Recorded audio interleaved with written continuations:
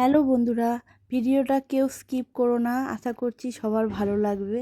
তো আমরা চলে গেছিলাম তারাপীঠে, তোমরা তো দেখেইছো।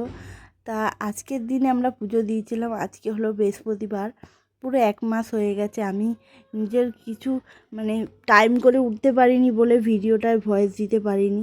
শুধু ভয়েস তো না, এডিটও করতে হয়। তো আমি যেমন পারি তেমন করে এডিট করে তোমাদের সামনে ভিডিওটা প্রেজেন্ট করি।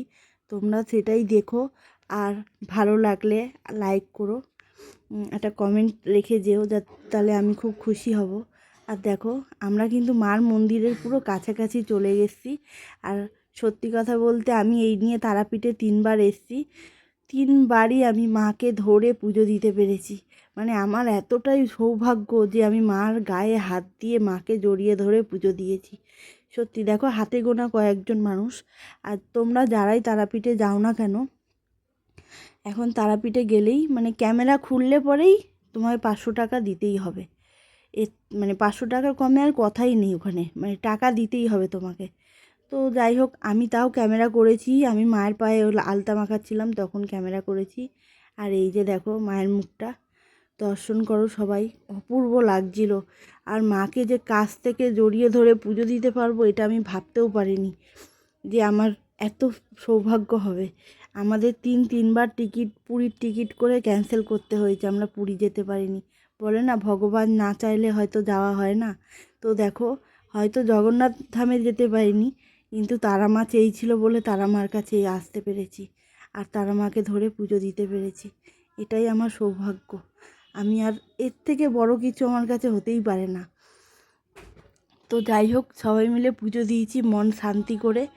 আর আমরা পুজো দিয়ে বেরিয়ে এসেছিলাম, আমার বাপি ছিল, মা বাপি এরা সবাই দিচ্ছিল। দিয়ে আমি তখনও ঢুকে ভিডিও করে নিয়েছি একটু। আর দেখো, পুজো দেওয়া হয়ে গেছে। ওরা সেই দাঁড়িয়ে নমস্কার করেই চলেছে, আসতে আর মন চাইছে না।